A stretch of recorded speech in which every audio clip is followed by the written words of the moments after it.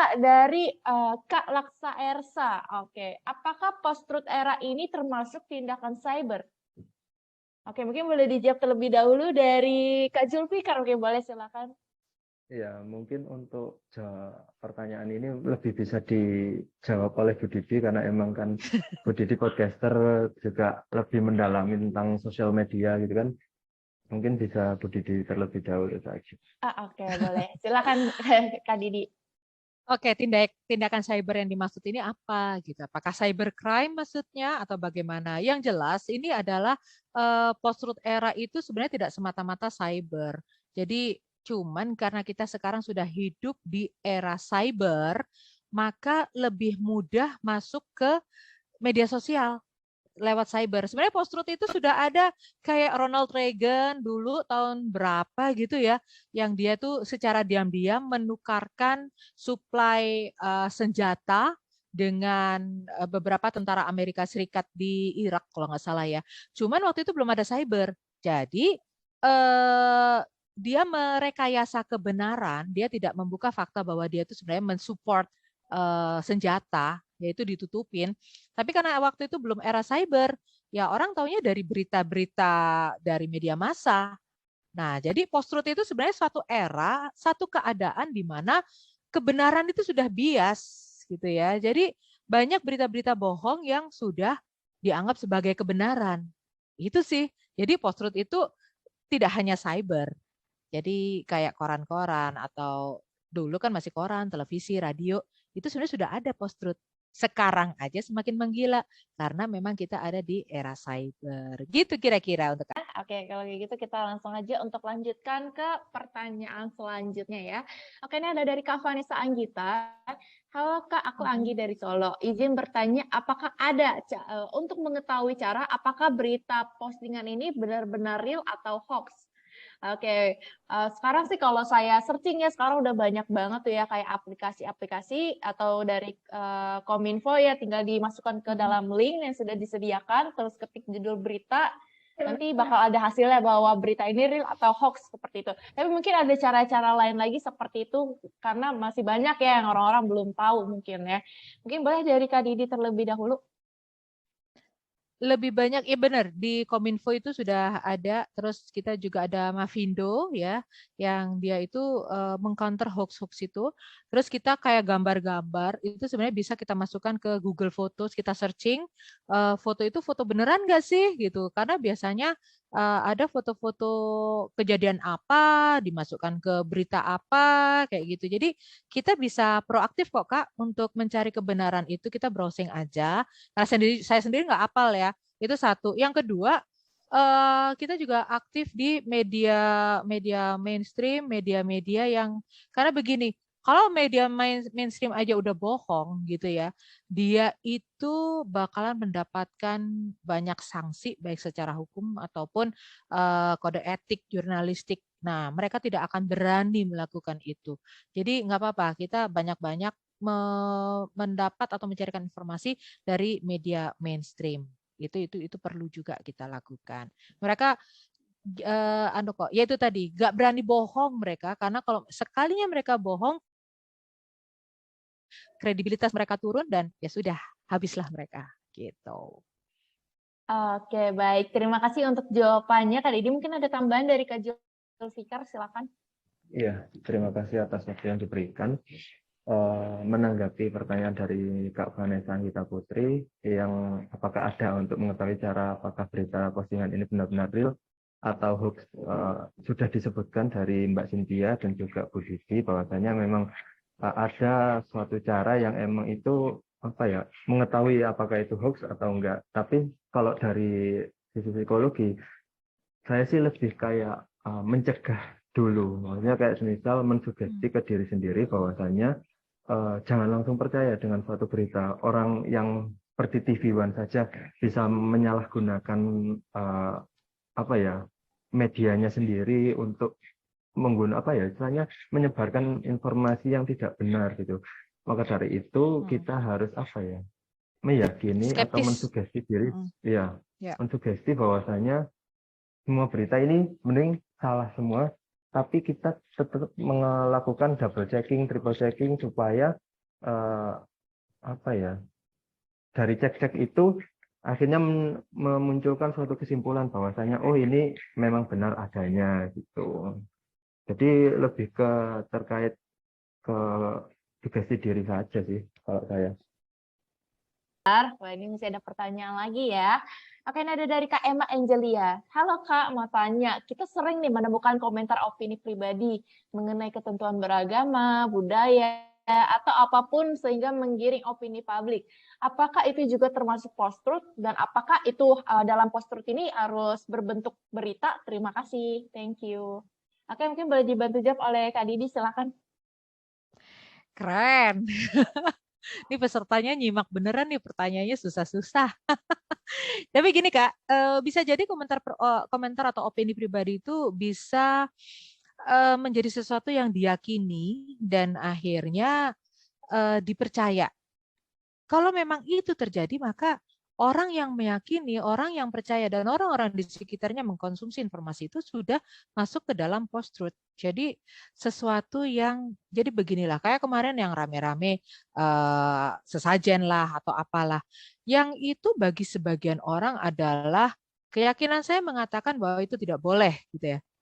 Ya, itu kan sekelompok yang mengatakan seperti itu. Lalu ada lagi yang keyakinan lagi yang, loh, ya nggak apa-apa kamu nggak setuju dengan itu, tapi kamu harus bisa menghormati yang orang lain. Itu akhirnya terjadi adalah opini A, opini B, opini C, opini D, itu terbentuk semuanya, dan akhirnya terjadi polarisasi kan. Orang-orang yang meyakini A dengan orang-orang yang meyakini B. Dan akhirnya orang-orang yang tidak ada urusannya dengan sesajen itu tarung sendiri di media sosial. Ah, itu kita sudah masuk ke masa itu, di mana sesuatu yang dibumbui dengan opini, itu kan kebenaran itu kan ada oleh masing-masing pihak, terus dibumbui lagi, ditambahi dengan opini, yang akhirnya dijadikan kebenaran dan keyakinan. Dan itu disampaikan melalui media sosial. Berantemlah mereka. Ya sudah, tidak harus berbentuk berita. Melalui komen-komen di medsos aja, udah kejadian itu post-truth. Nah, itu yang kita harus waspada. Yang harus kita waspada itu tidak semata-mata berita loh. Komen-komen di media sosial itu sudah menggiring opini. Itu sudah bisa menjadi kekuatan tertentu untuk membentuk suatu kebenaran. Jadi tidak harus dalam bentuk berita. Itu sih kalau untuk Mbak Erna jawaban saya. Oke, baik. Terima kasih untuk jawabannya ya, Kak Didi. Mungkin ada tambahan dari Kak Zulfikar, boleh silakan. Ya, saya juga setuju dengan apa yang sudah disampaikan oleh Bu Didi bahwasanya justru isu SARA, suku, agama, ras, dan antar golongan ini menjadi lebih mudah untuk kita menggiring opini terkait post-truth itu sendiri. Karena kan memang Indonesia ini beragam ya, beragam suku, agama, ras, dan antar golongan. Akibatnya ya dengan keberagaman itu jadi lebih mudah terpecah belah dengan cara ya melalui hate speech atau yang memang semacamnya yang Dijawab oleh Kak Zulfikar ya, ini dari Kak Novena. Mau tanya bagaimana untuk menghadapi secara personal dalam psikologi untuk menghadapi era post-truth era. Mungkin apakah ada nama penyakit atau terapi yang bisa diberikan? Terima kasih. Oke, mungkin boleh dibantu jawab oleh Kak Zulfikar. Ya, terima kasih Kak Novena. Pertanyaan cukup menarik. Sebenarnya untuk menghadapi secara personal ya dari diri kita sendiri dulu kan. Sama kayak yang sudah saya jawab sebelumnya bahwasanya emang pola pikirnya kita harus rubah dulu, mindsetnya kita harus rubah dulu. Ya dengan cara mensugesti kepada diri sendiri, kepada kita sendiri bahwasanya jangan menelan mentah-mentah suatu berita yang tidak jelas kebenarannya.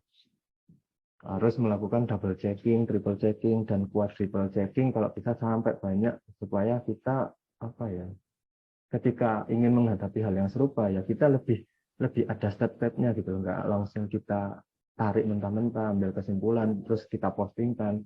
Nah mungkin untuk cara menghadapinya ya seperti itu, kita harus merubah mindset kita bahwasanya semua info itu anggap aja nggak benar semuanya.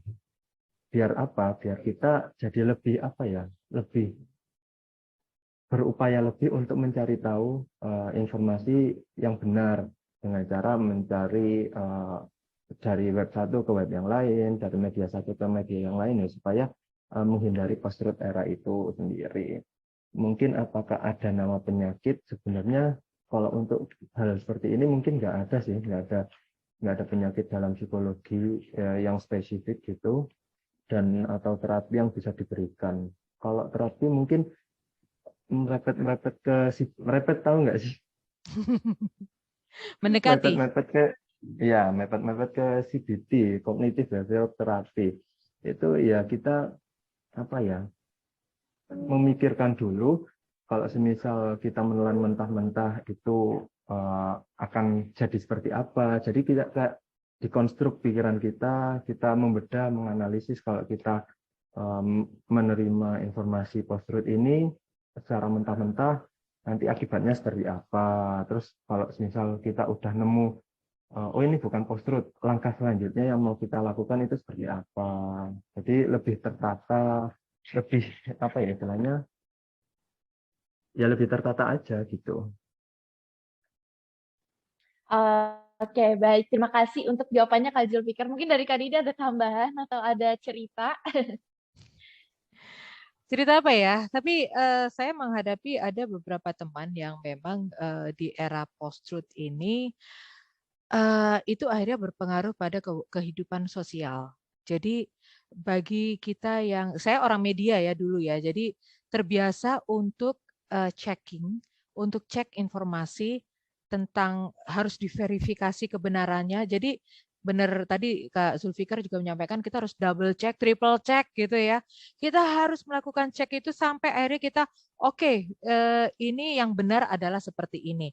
Nah, masalahnya tidak semua orang kan melakukan apa yang saya lakukan gitu. Jadi ada orang yang sekali dapat informasi dari situs abal-abal mereka langsung percaya, mereka langsung menyebarkan, itu ada. Jadi kembali ke diri kita. Saat kita ingin meneruskan informasi, saat kita ingin menyampaikan satu kebenaran, yakinkan bahwa itu memang kebenaran yang sebenarnya. Kalau di post-truth itu kan kita bisa semua hal adalah benar gitu kan. Tapi yakinilah apa yang kita sampaikan itu adalah benar-benar benar. Jadi melalui checking segala macam, dan yuk hati-hati dengan media sosial kita. Jadi saya sih tidak kejauhan ke UU ITE segala macam ya. Itu orang siapapun, profesi apapun, usia berapapun tuh bisa kena kalau kita menyebarkan informasi sudahlah salah, dibumbui kebencian pula. Nah, ini jangan sampai terjadi. Juga untuk teman-teman supaya tidak terkena filter bubble. Kadang-kadang di postingan media sosial saat ada kebencian atau kesalahan, seringkali kita tergerak untuk membenarkan. Misalnya ada seseorang yang menyebarkan fitnah gitu ya. Terus kita ingin membenarkan orang itu. Kita ingin berkomentar misalnya gini, "Kak, jangan begitu dong. Ini kan seharusnya begini, begini." Hati-hati teman-teman. Teman-teman sudah masuk ke dalam filter bubble. Jadi daripada kadang-kadang silent is golden. Serius, silent is golden. Jadi kalau sudah ada kondisi ada tweet war atau ada hate speech yang Anda pengen meluruskan, ingin membenarkan, sekali aja Anda komen di situ sudah masuk ke dalam filter bubble. Besok teman-teman akan kena lagi masuk ke timeline teman-teman hal seperti itu lagi. Jadi hati-hati juga dalam berkomen.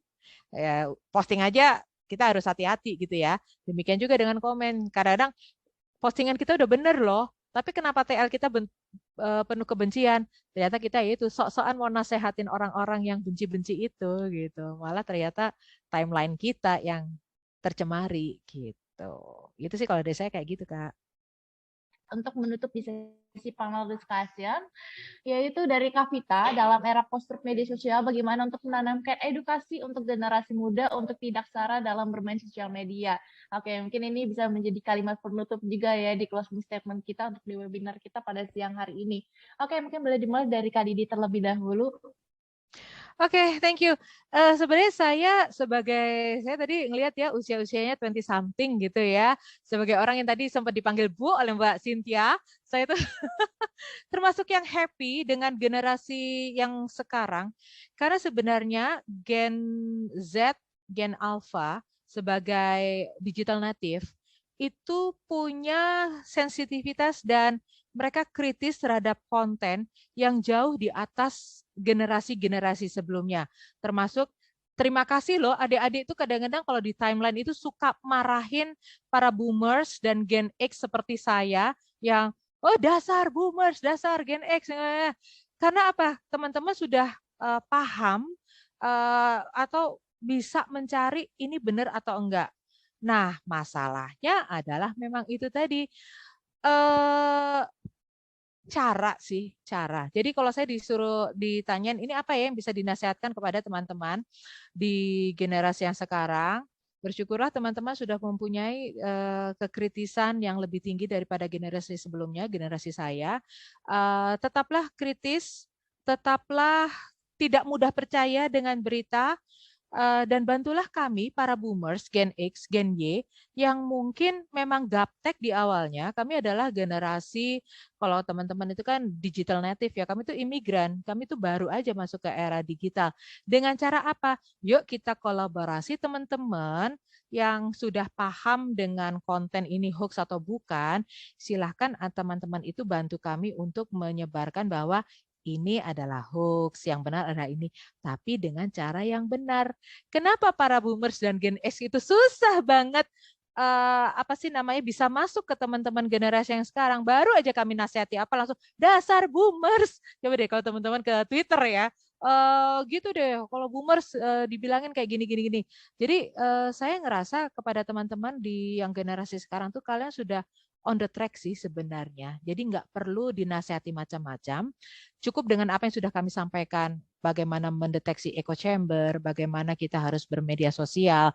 Cuman mungkin yang memang kita perlu berkolaborasi apapun generasinya adalah penyampaian pesan yang benar. Baik isinya yang benar atau caranya yang benar.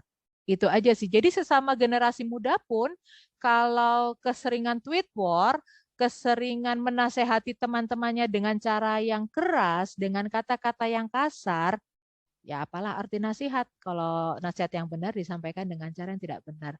Itu aja sih. Jadi yuk kita menyampaikan apapun di media sosial, info-info, pesan-pesan yang benar dengan cara yang benar juga. Itu sih kalau dari saya, Kak.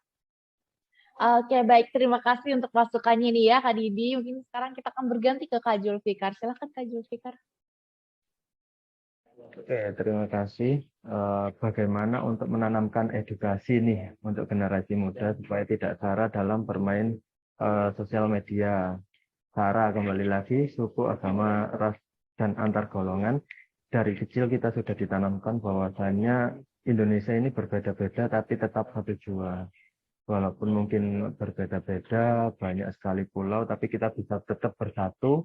Dan yang paling gampang adalah memang bersatu lewat sosial media, karena emang tanpa perlu kita bertemu secara langsung, kita bisa terikat lewat sosial media gitu.